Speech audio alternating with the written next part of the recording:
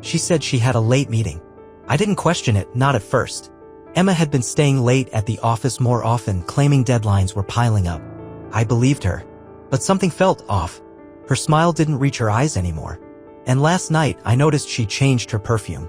Not a new one, an old one. The one she used to wear when we first started dating. The one she stopped wearing after our 3rd anniversary because it felt too young. I remember because I bought it for her.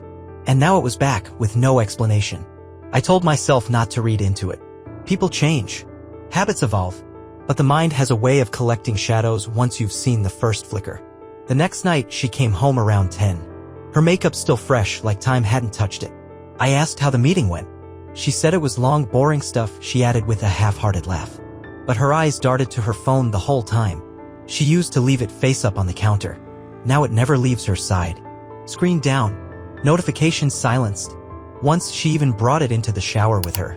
It was like watching a movie where I already knew the ending but couldn't look away. One morning, she left her laptop open while rushing to get ready. An email tab blinked open in the corner. Not a name I recognized. Just initials. A single line previewed under the subject, "Last night was." She closed it before I could read more. I didn't ask. I smiled. I kissed her cheek. I played the role. But inside, it was like someone had opened a trapdoor beneath me. And I was falling through a silence only I could hear. A week later, she said she needed to go out of town. A conference. She packed lightly, her favorite black heels, the ones she only wore when she wanted to be noticed, resting at the top of her suitcase. I didn't argue. I didn't even offer to drop her off. Instead, I tracked her phone. Not because I wanted to, because I needed to know what was real. That night, she checked into a boutique hotel 2 cities over. No conference center. No corporate logo on the building. Just a quiet, upscale hotel with valet parking and candlelit dining. I stared at the screen until the location dot stopped moving. Then I stared longer. She said she had a late meeting. And I still wanted to believe her. But the truth was already unraveling. Like thread pulled from a favorite sweater, soft at first, then suddenly everything's gone. I sat in the dark that night. No music. No TV. Just me and the echo of all the things I hadn't dared to ask. I wasn't angry yet. I was something worse. I was waiting. Waiting for a lie to become a confession. For her to look at me and finally tell the truth. But the thing about liars? They don't confess. They just get better at lying. The receipt wasn't mine. But it was in my car. She had borrowed my car that weekend. Said hers needed an oil change before the drive. I didn't question it. In hindsight, that was my mistake. Trust always feels noble until you realize it was just another kind of blindness. She left the car parked crooked in the driveway when she got back. Her suitcase in the trunk, half-zipped. Her eyes were tired, she said. Conference was exhausting. Back-to-back sessions. I told her to go lie down. I should have known then. But it wasn't until 2 days later that the lie introduced itself. It was just a reflex. I reached into the glove box for my sunglasses. I hadn't touched them since she returned. A piece of paper slipped out and floated down like an autumn leaf. I didn't even look at it at first. Just bent down, picked it up like it was nothing. It wasn't nothing. It was a hotel receipt. 2 nights. Downtown. The date matched her conference. The same conference she swore was in a nearby city, not downtown. Not anywhere near that hotel. My eyes scanned every line. Room number. Charges. Bar tab. Breakfast in bed. Breakfast in bed. The blood drained from my hands. I sat there in the driver's seat for what felt like hours. The paper burned in my fingers. And suddenly, everything around me, the familiar scent of my car, the hum of traffic outside, the indentation of her seat, it all felt like someone else's life. She'd said she was at a Hyatt. The receipt was from a boutique hotel. One of those places with mood lighting, velvet headboards, and names like the Ashford. Places you don't go for a keynote speech, but for secrecy. She lied. There it was in ink. My name wasn't on that paper. But her handwriting was. Scribbled on the corner, a phone number and the word wine. That word haunted me. Wine. She doesn't even like wine. I put the receipt back. Not in the glove box, not in the trash. I slid it into my wallet like a confession I wasn't ready to read out loud. That night, I watched her sleep. I watched the way her chest rose and fell calm, unrattled, peaceful. Like someone who had nothing to hide. Or someone who had already buried the truth. She murmured something in her sleep. A name. Couldn't make it out. But it wasn't mine. And in that moment, something cracked. Not loud or violent. Just a hairline fracture running through everything I thought was solid. I didn't wake her. I didn't scream. I just sat in the dark, gripping that folded piece of paper like a lifeline made of broken glass.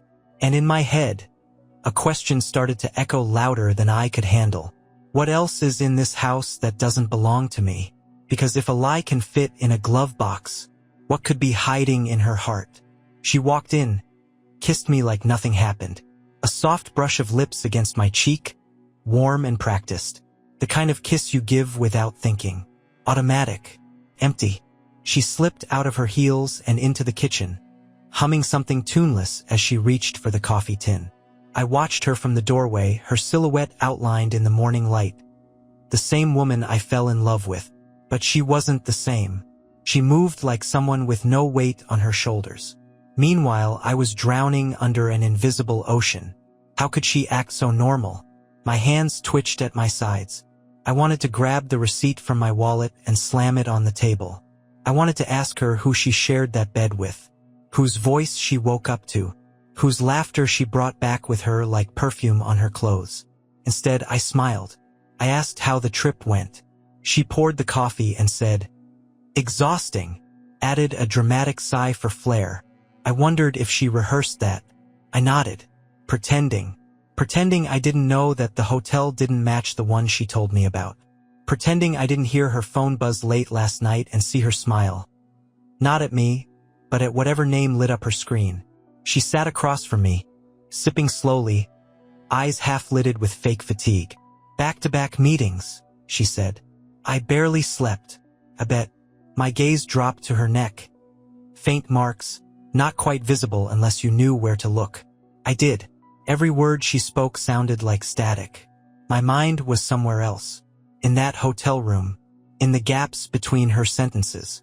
In the silence that used to feel comforting but now felt strategic. I laughed at her joke. I think. I couldn't hear myself anymore. The room felt colder than it should have. My coffee sat untouched. I wondered how long I could do this, play house with a ghost of the person I once knew. I asked about the conference keynote. She blinked. Just a beat too long. "Oh yeah, that guy from, Intel?" She said it like a question, like she was trying to guess what answer I wanted. There was no Intel speaker. I checked. The conference had been real, but she'd never gone.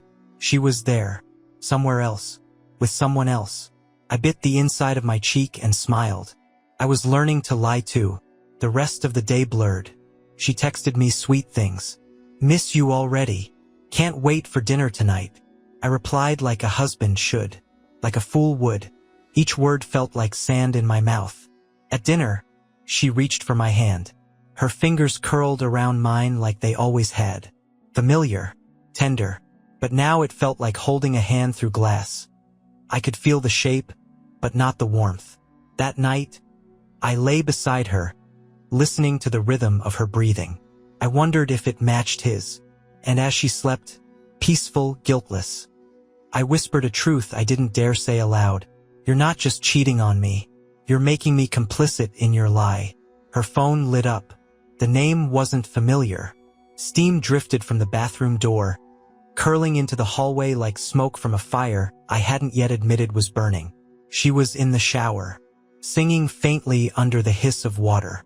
That same old pop song she used to hum when we first started dating. The irony stung. I was walking past her nightstand when her phone buzzed. Just once. Then again. The third time. Out of instinct or maybe something darker, I glanced down. "D, miss you already. Can't stop thinking about last night." I didn't touch the phone. Didn't need to. My hands began to tremble, but I didn't move. I just stared at the screen as if the letters might rearrange themselves into something innocent. Something safe. They didn't. They just sat there, glowing in the half-light of the bedroom like an open wound. D. Not even a full name. Just a placeholder. As if she couldn't even give him a real space in her life. Or maybe it was the opposite. Maybe D meant he didn't need a name anymore, because he already had something better. Her. I sat on the edge of the bed and felt the weight of 7 years press down on me. Birthdays, vacations, late-night talks when neither of us could sleep. All of it blurred now, tainted. It wasn't the message itself that shattered me. It was the ease of it. Like they'd done this 100 times. Like this was normal. Meanwhile, I was still pretending not to notice the hotel receipt in my wallet. Still acting surprised when she said she was tired. Still smiling when I passed her the salt at dinner. I was in a play and I didn't even know what my lines were anymore. The shower stopped. I snapped back to the moment. The screen dimmed. The light vanished. But the damage didn't. She walked out a minute later, wrapped in a towel, hair dripping. Her smile was soft, effortless, the kind you give someone who doesn't know the truth yet. And I smiled back, because I still hadn't decided what hurt more, the betrayal, or the fact that she thought I was too blind to see it. That night, I couldn't sleep. Her phone sat inches from mine on the charger. 2 lives charging side by side. One real, one a lie. I didn't open her messages. Not out of restraint. Out of dread. Because I already knew. I just didn't know how to say it out loud. Some betrayals don't scream. They whisper. They whisper while she showers. They whisper from locked screens. They whisper you're losing her. And worse, she doesn't care. Who's D? I asked. She froze mid-step. Her coffee mug tilted in her hand just slightly. Enough to spill a few drops onto the floor. She didn't notice. Neither did I at first. Because I was watching her. Not the mug. Not the stain. Just her eyes widening. Then narrowing. Then trying too hard not to do either. She forced a laugh. That brittle, airy kind people use when they've run out of words but still need to make noise. Oh, she said. Just a friend from work. I didn't smile. Didn't blink. I reached into my back pocket, pulled out the folded hotel receipt. The same one that had been sitting in my wallet like a ticking bomb. I unfolded it slowly and placed it on the table between us. Her eyes dropped to the paper like it physically pulled her down. Then her face changed. No more pretending. No more humming in the kitchen. Just guilt. Raw and immediate. Like she'd been caught in a lie she hadn't practiced enough. It was just one time, she whispered. But her voice cracked. And I knew. No, it wasn't. It was never just one time. You don't get a name in someone's phone, even just a letter, unless you've become a habit. A rhythm. A reflex. And her reflex was to lie. She didn't reach for me. She didn't cry. Not right away. She just stood there, arms limp, as if the air had suddenly gotten too heavy to hold. I didn't speak. There was nothing left to say that wouldn't sound like a question I already knew the answer to. The silence between us wasn't awkward. It was honest. More honest than anything she'd said in weeks. I turned away first. Not because I forgave her. Because I didn't want her to see what her betrayal had done to me. My hands weren't trembling anymore. They were still. Too still. She called after me once. My name soft and shaking. But I didn't stop walking. She said it was just one time. But my heart didn't believe her. And worse. Neither did hers. She sat on the couch like a stranger in her own home. Legs pulled in. Shoulders hunched. Like the walls around her had shifted just slightly, making everything feel off-center. She clutched a throw pillow like it could protect her from what she was about to admit. I stood across from her. Not pacing. Not shouting. Just still. She didn't look at me when she said it. It's been going on for a few months. No emotion in her voice. Like she was reciting a fact from a textbook. Like she'd practiced. It started after we stopped talking. Those words hit harder than I expected. Not because of the admission I knew. I'd known. But that line? After we stopped talking. That was her justification. And the part that shattered me wasn't the cheating. It was that she believed I had left first. I didn't even know we'd stopped. I'd been here. Every day. Making coffee. Folding laundry. Asking how her day was even when she stopped answering. I thought we were quiet. Comfortable. She thought we were done. I stared at her like I was trying to remember who she used to be. The woman I met at that bookstore. The one who left notes in my jacket pockets. The one who cried watching documentaries and laughed at her own jokes. Now she just looked small. I didn't mean for it to happen, she added, voice cracking slightly. I wanted to scream. No one ever means to. Affairs aren't accidents. They're exits disguised as detours. And she'd been gone long before she ever packed a bag. I sat down finally, but not beside her. The space between us on the couch felt like miles. She reached out halfway, fingers twitching, then stopped. And I realized something. She wasn't reaching for forgiveness. She was reaching for the part of me that still believed in her. That part was already gone. I kept hearing her words on repeat after we stopped talking. But I had talked. Every day in 100 small ways. It wasn't silence that ended us. It was the fact that she stopped listening. You stopped seeing me, she said. I didn't know I'd gone blind. She said it like a revelation. Like she'd just solved a mystery I didn't even know existed. I felt invisible, she whispered. Unappreciated. Like I only mattered when something was broken. When I messed up, or forgot something, or disappointed you. I sat there trying to find the lie in her words. And I couldn't. Maybe that was the worst part. Because part of me knew what she meant. The way I came home exhausted and offered half smiles. How I'd stopped noticing her new dresses. How I didn't ask why she stayed up so late anymore. Not because I didn't care. Because I thought we were safe. Comfortable. Solid. But she didn't want comfort. She wanted to feel chosen over and over again. She looked at me through tears, waiting for something. An apology, maybe, or anger. But I just stared at her. Not because I didn't feel anything, but because I felt everything. My hurt collided with guilt, shame with rage. And suddenly, we were both drowning in a storm neither of us knew how to name. Was I supposed to say sorry? Was I supposed to forgive her? I had carried our life like a full tray, carefully balanced, never spilling. And she smashed the entire thing, then asked me why I didn't add more to the plate. I closed my eyes for a moment, tried to remember when the distance started, tried to remember the last time she looked at me like I was enough. Couldn't. But did that justify this? Did being lonely in a marriage give her a free pass to create a new one behind my back? I was hurting too, I said finally, my voice barely above a whisper. I just didn't use someone else to fix it. She didn't reply, maybe because she knew, maybe because there was nothing left to say. Blame sat between us like a third person, ugly, quiet, and perfectly comfortable in our silence. And in that moment, I realized something. We weren't fighting for our marriage. We were fighting over who got to feel worse. I packed a bag, not because I didn't love her, but because I did. Because love, when it's been poisoned, starts to feel like something else. It starts to feel like weight. Every minute in that house felt like I was holding my breath, waiting for something to feel real again, waiting for her to reach across the space between us and undo what she'd done. But some things can't be undone, only survived. She stood in the doorway, eyes red, face wet. I hadn't seen her cry like that since her father's funeral. Not in all our years. Please don't go, she whispered. I paused, my hand on the zipper of my bag. I could hear the desperation in her voice, the raw human ache, but also the fear, not of losing me, of facing what she'd done. She asked for one more chance, promised she'd block his number, quit her job, go to therapy, say all the right things, say them louder, say them softer, say them in the way she used to, when words meant everything. But trust isn't something you rebuild with words. Not after this. Not when every look feels like a question. Every hug feels like a lie. Every "I love you" echoes with who else heard it before me? I looked at her for a long time. Long enough to memorize the person she used to be. The girl I fell in love with in a coffee shop with messy hair and oversized glasses. The woman who once held my hand during a storm and whispered, "We'll get through anything."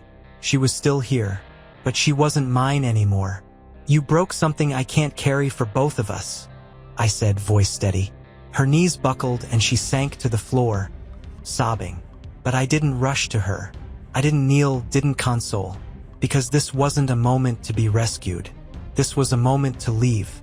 As I walked out the door, the house didn't cry. The walls didn't echo with loss. It was quiet, like it had already let me go long before I realized I was holding on to a version of us that no longer existed. I didn't stop loving her. I stopped loving what loving her was turning me into. The house is quiet now, but it's not peaceful. Not the kind of quiet that soothes you after a long day. This silence scratches. It echoes. It reminds me. Every creak in the floorboard sounds like her footsteps.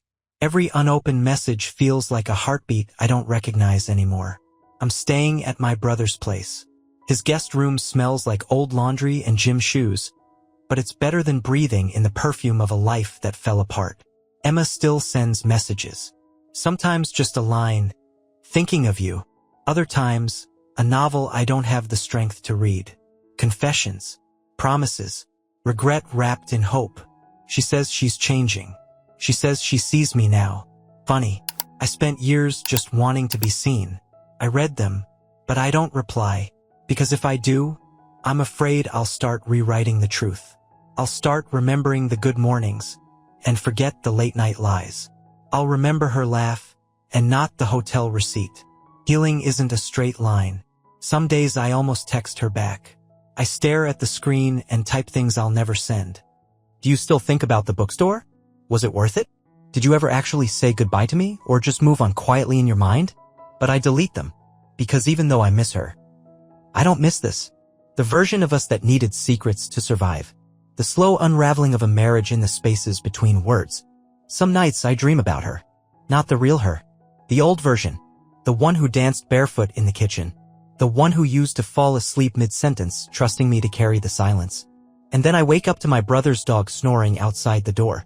It's not the life I imagined, but it's mine. Every corner of my heart feels torn between the love we had and the truth I now live with. But even torn things can heal. Eventually. And silence, when you stop fearing it, becomes the sound of starting over. I wish you told me you were lonely before you stopped being mine. That was the first line. I wrote it down late one night. Sitting at the edge of a twin bed in my brother's spare room, the hum of a distant highway filling the silence you left behind. I didn't plan on writing it. The words just came. Page after page. Things I never said out loud. Not when you were sitting across from me. Not when your tears blurred the truth. Not when I walked out the door with a duffel bag and a heart I couldn't carry anymore. I didn't write to blame you. I wrote because I needed to put the weight somewhere that wasn't my chest. I told you I missed the way your hand used to find mine in crowded rooms. How we used to speak in glances. How even our silence once felt intimate, not strategic. And then I wrote. You didn't just break my heart. You made me question whether I was ever really holding it at all. I paused. I stared at those words for a long time. Then I tore the letter up. Because some things aren't meant to be sent. And not every wound needs an audience. You made your choices. I made mine. Maybe there's a version of the story where we both tried harder. Where we talked before we drifted. Where we remembered to see each other before it was too late. But that's not the version we lived. Ours ended in whispers and missed calls. In glances that meant less. In a hotel receipt in a glove box. I still think about you. Not constantly. But often enough that I wonder if you still think about me too. Sometimes I want to know if you ever drive past our old house. If you still sleep on your side of the bed. If you saved any of the notes I used to leave on the mirror. But I don't ask. I don't reach out. Because silence, as it turns out, is its own kind of closure. And slowly, painfully, I'm learning to live with that. Some endings don't slam doors. They just stop opening them.